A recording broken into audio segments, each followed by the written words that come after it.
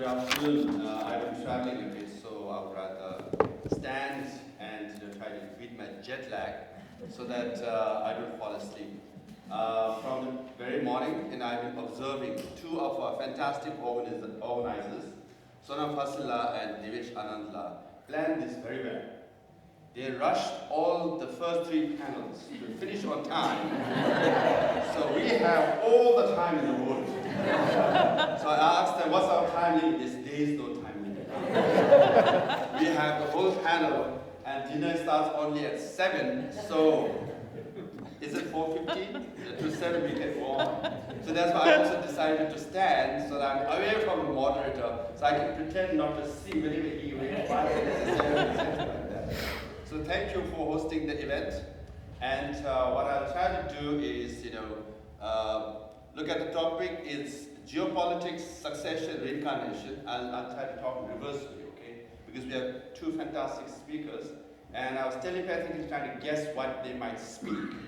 But then I was very tempted after Sonam Fasila, explained the topic. I thought perhaps geopolitics, we must address this, because some might think that Tibet is such a small country.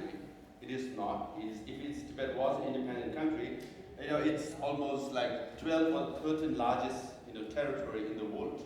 Right? Hence the interest. Why geopolitics? So if, like Martin says, Chinese government, of course, is a communist party. They say religion is poison. They don't believe it's an atheist regime. They don't believe in religion, and they're not interested in reincarnation. They don't believe in reincarnation. For us, reincarnation is the individual. For Chinese government, their interest is not reincarnation, but the office. Right? They don't care who that person is. They can change, but they care the office. Why the office?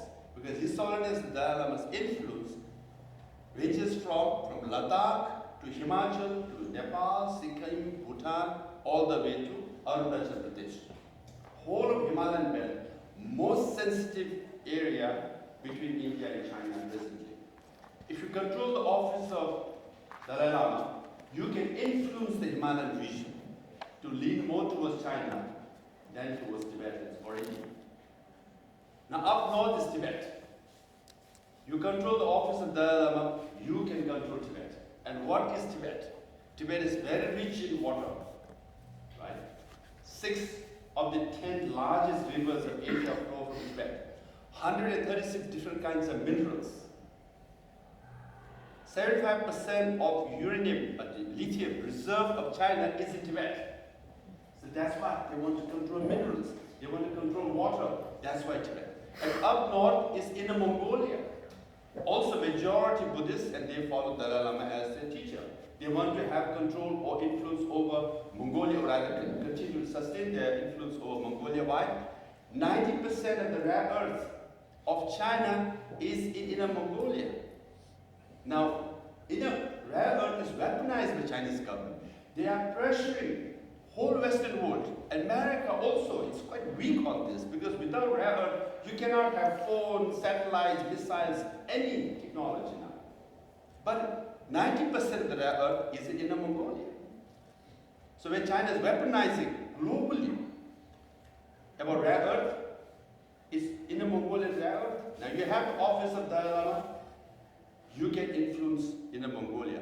Up north, independent Mongolia. Again, they follow Dalai Lama as their religious leader.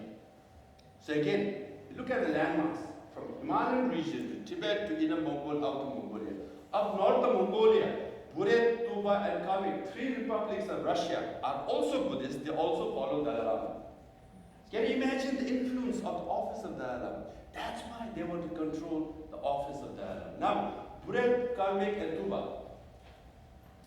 Again, rich in natural resources as well. But now it's connected to, can you imagine reincarnation of Dalai Lama is connected to the Ukraine war? Because Russia is dependent on China now. 90% of the drones of Russia are supplied one way or the other by China. But you might not know, 40% of the drone parts of Ukraine are also supplied by China. Why? They want to prolong the war.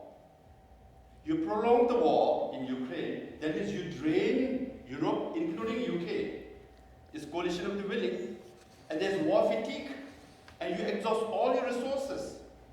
And more Russia prolongs its war, Russia also drains its economy, it weakens itself, and it becomes from junior to junior most partner of China.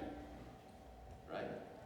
Now, they're killing 5 birds with one stone. Ukraine, Russia, Europe, and America.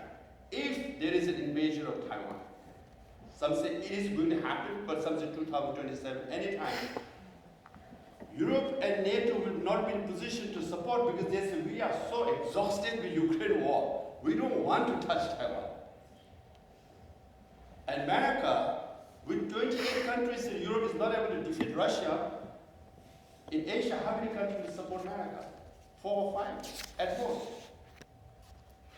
Now, because of Russia's dependency on China, China is pressuring all these 3 republics in Russia to support China and go against Dalai Lama. That's why His Holiness Dalai Lama has not been able to visit Russia for the last 10 years. Recently, there was an international conference just a few weeks ago in Kamik, International Buddhist Conference. Delegations from all the Buddhist countries participated. And India also had a delegation, which included 3 Indian citizens with Indian passport, but from Tibetan monasteries of Tibetan origin. But China pressured Russia to deny them visa. Now India buys 70% of the arms from Russia, oil from Russia. India has been a great friend of Russia, but now Russia has to choose between Indian pressure or Chinese pressure, right? Who did they choose? They choose China, and visas were denied to 3 Tibetan monks. That's why we want this war to end, because if war continues, more Russia becomes dependent on China. China will say 3 republics should choose their Dalai Lama and not our Dalai Lama. Right? So geopolitically is very important. Now I want to address 3 things, because we don't have Chinese representation. I'll try to make their point of view and then counter it from a Tibetan perspective. Number 1, the Chinese government says, as the statement was read, we decree and decide the next Dalai Lama because we have the authority. Whoever we select or decree will be the 15th Dalai Lama, and Dalai Lama himself have no role, no right to decide. That's their claim. And we will use golden urn to select that is more authentic than whatever judicial process the Tibetans will use. And third, we have laws. 1995 regulation, 2007 order number 5. So we have all this in place. That's why we have more right to decide or select the next Dalai Lama, not the Dalai Lama and Tibetan people. Now let's go one by one. Chinese government claims they have, when an emperor decrees, followers follow. Now we have to go back to 5th Dalai. 5th Dalai Lama dies. This is Sangay hides, in the previous panel it was shared, hide the fact that 5th Dalai Lama died for more than 14 years. Number 1, if Tibet was part of China, directly under control of China, how can anyone can hide someone's death for 14 years and Beijing or Chinese government not know about it? The fact that Beijing or Chinese emperor was so far away that no clue what was happening in Tibet was clear that one could hide for 14 years. First of all, I'm making this Chinese point of view, from Chinese perspective. Okay, Manchu is a foreign rule over China, which is a separate matter. Now what happens is, after 14 years, the Qing came to know that, oh, 5th Dalai Lama has died. This is Sangay Gyatso. Why did you hide this? You're wrong. What the hell did you do? But this Sangay Gyatso said, yes, I want to complete the construction of Potala Palace, so I hide this, but this is the authentic Dalai Lama from Arunachal Pradesh. And then Qing said, okay, I decree that he is the reincarnation of 5th Dalai Lama. But then Hasan Khan, grandson of Bushi Khan, said, you know what, my grandfather was too generous to Tibetans, I'm going to lead my own army, slaughter aristocrats, and dethrone 6th Dalai Lama. I'm going to put my own nephew, some say his own son, as the 6th Dalai Lama. And then he writes to Qing, my son is the Dalai Lama now, 6th Dalai Lama. But I already gave one decree to the other Dalai Lama, the Tibetan one. No, my son is the Dalai Lama now. Okay, degree issued. Your son is the 6th Dalai Lama. Then the Mongols in Kokonur area, they remember this, how come, Azam Khan, you're Mongolian, you can't do this. Dalai Lama is very sacred, very important to us, it's Tibetan. And the Tibetans also revolt, and they appeal to Qing and say, this guy is wrong. We got the real Dalai Lama, born in Lithang. Okay, decreed, he is the 6th Dalai Lama. So we have 3 Dalai Lamas living at the same time, recognized this decree was issued by Qing. Can you imagine? My point is, decree didn't matter. Local recognition determined the authentication of the Dalai Lama, not other way around. If decree determined, then there should not be 3 Dalai Lamas, right? It's the local. This Sangay gives, I have the authentic one, and the decree was issued. Azam Khan fraudulently claimed, because they wanted to control the office, it's a fraudulent. It's his son or nephew. Okay, we want the office, we don't care who the Dalai Lama is. But then the Tibetans said, no, we have the real one. Okay, decree. So when Chinese government says we have the authority, our decree is the final say, historically wrong. Now they bring a golden urn made out of gold. And so now you can put 3 names in this with ivory sticks, you stir it, whichever comes out is the authentic one, because the reincarnation process is too complicated. Who knows who is right or wrong? There's corruption, there's abuses, powerful families, put their candidates forward. There were abuses in Tibet. We should accept that fact. But then we have a very democratic, transparent way of getting rid of them. We have many great lineages. Many of them ended because some way or the other, they lost their ways, there was abuse, there was corruption, and followers said, we can't accept this. It's a fraudulent way. We have our own ways. It might take years, even a generation, but we'll get rid of them. But Chinese government said, no. Golden urn, you shake it, stir it, ivory stick is so precious, when the name comes up, it's the authentic one. But then if you read papers and books written about golden urn, it brought more corruption. You bribe ambans, Chinese officials, you get your candidate to golden urn, and they even select you. So it did not end corruption or abuses. So golden urn did not prevent corruption, abuses, thereby the justification is invalid or weakened. Now, golden urn itself, we must know, the traditional process is, yes, there's a lot of divination, all that. Finally, Lama puts name of the candidates in a dough. They put a name in a dough, 2-3 dough, and then in a bowl, they stir it. They're praying.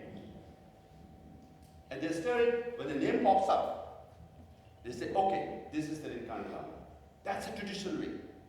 All the Lamas, most of the Lamas are selected that. The who is responsible put names in the dough and 3 dough, and then they stir it, name pops up and say, okay, this is the one.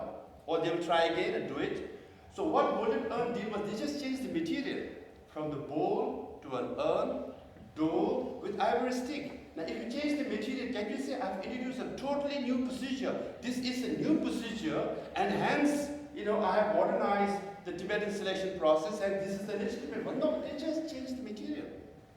Changing the material does not bring new procedure or new regulations or new system. Just change the material. So when they flush, they show their golden urn, okay? Just so. Now, if the Chinese government use golden urn, will Tibetan follow? No, because Panchen Lama, Dashanambo Monastery, is the base of Panchen Lama.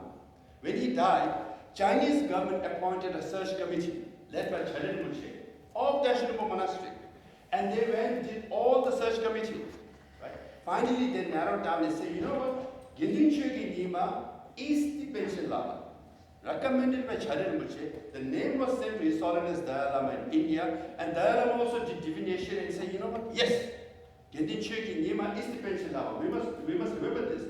Chinese government appointed committee of Dashanambo Monastery helped them selected and finally finalized Gendin Chogi Nima as Panchen Lama. And then His Holiness said yes, and he made an announcement. We make a mistake by saying His Holiness Dalai Lama recognized Panchen Lama, no, he endorsed Panchen Lama. But what did Chinese government do? 2 minutes, he was so ungenerous.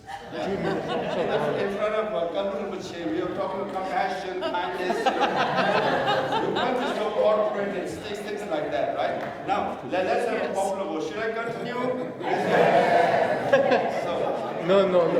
There's no democracy.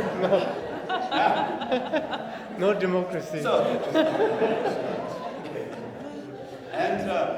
my point is, now Gendin Shöki Nyima is the legitimate one, right? Now the Chinese government, what it did? They kidnapped him, he disappeared. In his place, they brought Ganzen Nubu, they brought the golden urn, right? And put 3 names, and they picked Ganzen Nubu, whose parents happened to be Communist Party members. Right? And he said, he is the Panchen Lama. How many Tibetans in this room will accept Ganzen Nubu as the Panchen Lama? No. We still believe Gendin Shöki Nyima, he has disappeared. We have not met him. We have not seen him for 30 years. Because for us, the person is the reincarnated Lama, not the office. Right? So let me end with this. Let me end with this, right?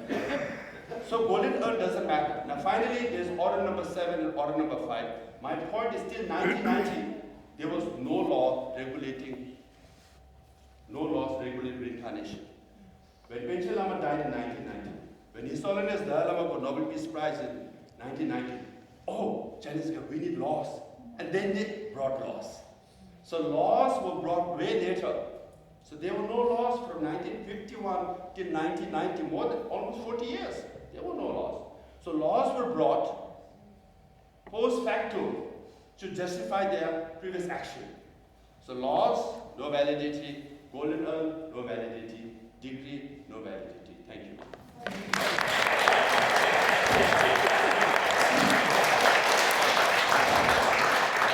Thank you very much, Dr. Lobsang Sangay.